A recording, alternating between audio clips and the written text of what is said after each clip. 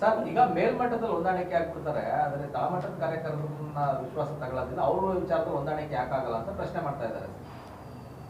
ನೋಡಿ, ಜನತಾದಳ ಪಕ್ಷ ಮಂಡ್ಯದಲ್ಲಿ ಅವ್ರದ್ದೇ ಆದಂಥ ಶಕ್ತಿ ಇರುವಂಥ ಪಕ್ಷ. ಭಾರತೀಯ ಜನತಾ ಪಾರ್ಟಿನೂ ಅದರದ್ದೇ ಆದಂಥ ಶಕ್ತಿ ಇದೆ.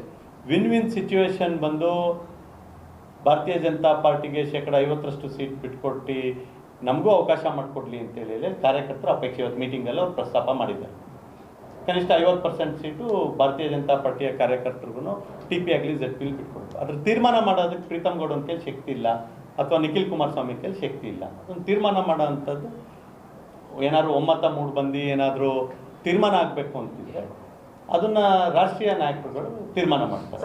TP ZPಗೆ ಏನಾದ್ರು ನಮ್ಮದು ಹೊಂದಾಣಿಕೆ ಇದೆ ಅಂತೇಳಿ ಹೇಳಿಲ್ಲ. ಆದರೆ ಇವತ್ತು ಅಪೇಕ್ಷೆ ಇರೋವಂಥದ್ದು ನಮ್ಮ ಕಾರ್ಯಕರ್ತರು ಲೋಕಲಾಗಿ ಚುನಾವಣೆ ಮಾಡಬೇಕು ಅಂತಿದ್ದಾರೆ, ಆ ಅಭಿಪ್ರಾಯನೂ ಹೇಳಿದ್ದಾರೆ.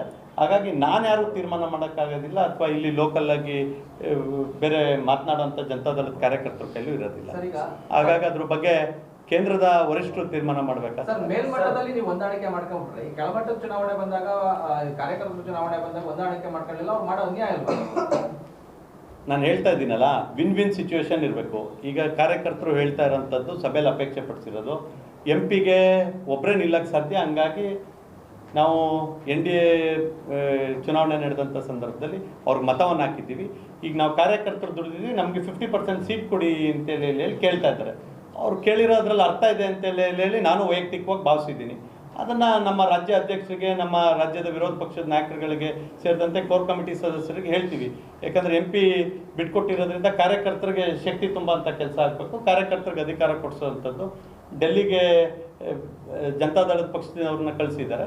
ಅಟ್ಲೀಸ್ಟು ZPಗಾದ್ರೂ, ಮಂಡ್ಯ ZP ಆಫೀಸ್ಗಾದ್ರೂ ನಮ್ಮ ಕಾರ್ಯಕರ್ತರು ಮದ್ದೂರಿಂದ, ಶ್ರೀರಂಗಪಟ್ಟಣದಿಂದ, ಪಾಂಡವಪುರದಿಂದ, ಕೇರ್ಪೇಟೆಯಿಂದ ಬರಬೇಕು ಅಂತೇಳಿ ಅಪೇಕ್ಷೆ ಇದೆ. ಹಾಗಾಗಿ ಅವಕಾಶ ಮಾಡಿಕೊಡಿ ಅಂತೇಳಿ ಹೇಳಿ ಖಂಡಿತವಾಗ್ಲೂ ಕೇಳ್ತೀವಿ. ನೀವು ಹೇಳ್ತಿರೋ ರೀತಿಯಲ್ಲಿ ಒಬ್ಬರು ಫಲಾನುಭವಿಗಳಾಗಿ ಕಾರ್ಯಕರ್ತರು ಇಲ್ಲಿ ಕೆಳಗಡೆ ಗುದ್ದಾಡೋ ಅಂಥದ್ದು ನ್ಯಾಯಸಮ್ಮತ ಅಲ್ಲ.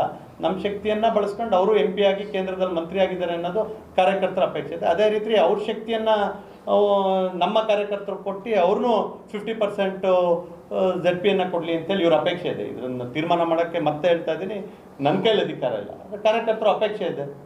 ಆ ಅಪೇಕ್ಷೆಯಲ್ಲಿ ಯಾವ ರೀತಿಯಾಗಿ ಮಾಡ್ತಾರೆ ಇಲ್ಲ ಅಂತೇಳಿ ಹೇಳಿದ್ರೆ ನಮ್ಮ ಶಕ್ತಿ ಅನುಸಾರವಾಗಿ ನಾವು ಚುನಾವಣೆ ಮಾಡಲಿಕ್ಕೆ ಸಿದ್ಧ ಇದ್ದೀವಿ.